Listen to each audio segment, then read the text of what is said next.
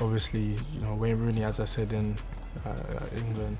So he's the Under the glowing floodlights of European football, another chapter of drama and chaos unfolds. And at the very heart of it all stands Jadon Sancho. Once heralded as one of England's brightest prospects, the winger's career has now become something closer to a tragicomedy.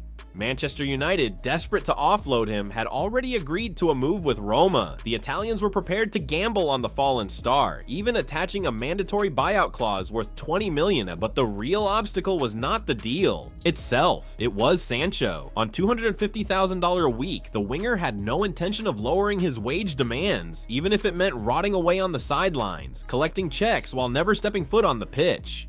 His contract runs until 2026, which ensures that United will continue paying him $13 million a year whether he plays or not. The situation is so absurd it borders on satire, like something lifted straight out of a Netflix comedy script, an elite club shackled to a player whose ambition has seemingly dissolved in the glow of a pay packet. Roma cannot afford the wages, the player refuses to compromise, and the future of a man once compared to legends now hangs in limbo, waiting for a club willing to pay for memories rather than performances. In sharp contrast, others have taken a very different path. Randall Kolo Muani, once coveted by Premier League giants, has chosen sacrifice for opportunity. The PSG striker has agreed to cut his salary significantly to force a move to Juventus. A loan deal, tied with a mandatory purchase if the Turin club qualifies for the Champions League, will cost Juve around 58 million. For Muani, the move isn't about clinging to wages, it's about playing football where he feels he belongs. Tottenham and Manchester United had both come knocking, but the French forward made his choice clear. He wanted Juventus. He wanted Serie A. He wanted purpose over a cushioned bench. And while players wrestle with questions of loyalty, money, and ambition, Manchester United have turned their attention to the past. The club that once prided itself on being pioneers now seems desperate for familiarity. Reports suggest United are negotiating with David De Gea for a sensational return.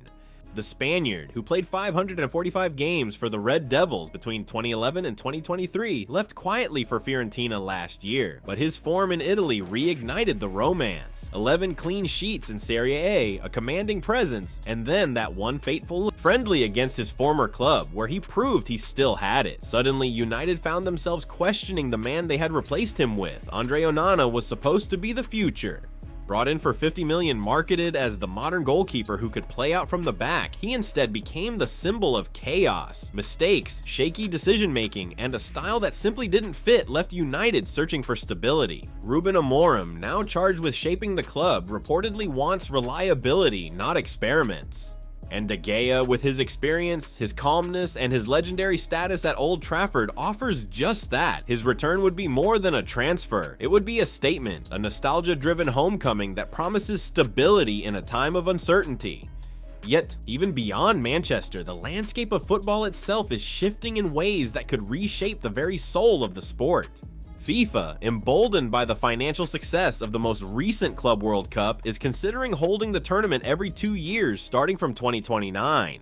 The proposal has ignited a storm of opposition. UEFA, the Premier League, and other European leagues see it as a direct assault on the calendar, a move that threatens the sanctity of international football. FIFA's idea is simple: make the Club World Cup a global spectacle, expand it to 48 teams, and abolish restrictions like the 2 clubs per country rule. The financial rewards are enormous. Chelsea pocketed $85 million from a single tournament in the US, but the cost is a growing strain on players, an eroded international game, and a footballing world where clubs, not countries, dominate the spotlight. Meanwhile, clubs are scrambling to strengthen ahead of the season's decisive stretch.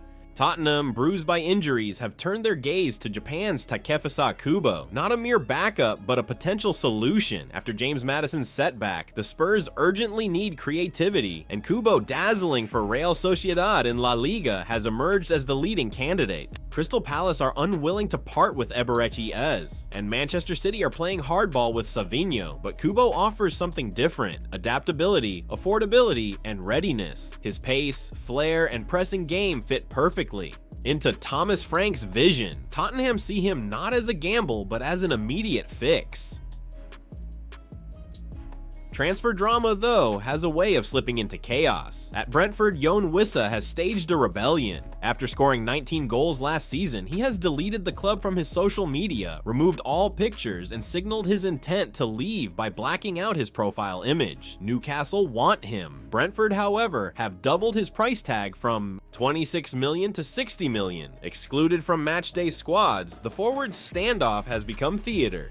Newcastle's decision on Wissa is tied to Alexander Isak, who is unsettled and has Liverpool circling with an offer of 110 million. If Wissa leaves, Isak follows. If not, the chain collapses. One transfer holds the fate of several clubs. Milan, too, are embroiled in delicate negotiations. Their eyes are fixed on Rasmus Højlund. With Benjamin Šeško now leading United's line, the young Dane's position has been weakened. Milan want him on loan with a $35 million buyout. United are open. The player is not. For Højlund, leaving after just one season feels premature, even if Serie A seems like the perfect environment to rebuild confidence. If not him, Milan may turn to Dusan Vlahovic.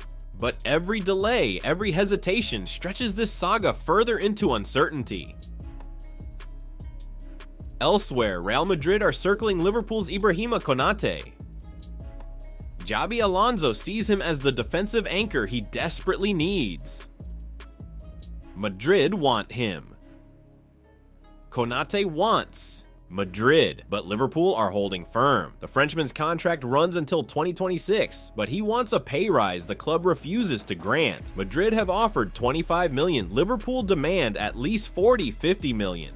Chelsea lurk with a 43 million bid, while PSG hover in the background. Yet Real are confident. They believe this will end like Trent Alexander-Arnold's saga, with Liverpool eventually letting go. For Madrid, Konate isn't just another signing. He's the key to reinforcing a fragile defense, and the dominoes keep falling. Nottingham Forest, the unlikely sensation of the Premier League, have splashed $31.5 million on Arnaud Calimuendo from Rennes, overpaying by market standards but securing a versatile forward who can play across the attack. The Frenchman, a PSG Academy graduate, brings 18 goals and 4 assists from last season.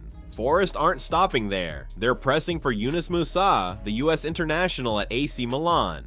A 30 million bid is ready, but Milan want closer to 35 million. Negotiations continue, with Musah eager to return to England and prove himself in the league where his journey began. Even Crystal Palace, often dismissed as outsiders in the market, are making bold moves. They've launched a $30 million bid for Club Brugge's Christos Tsolis. At just 23, the Greek forward is emerging as one of Europe's brightest attackers, with 21 goals and 14 assists last season. Brugge, however, won't sell easily. They've slapped a $40 million tag on him, daring Palace to raise their bid. For now, the player stays put, but the window remains open, and in football, everything can change in the blink of an eye. And so the theater of football rolls on. Sancho clings to wages over legacy. De Gea edges closer to a fairy tale return.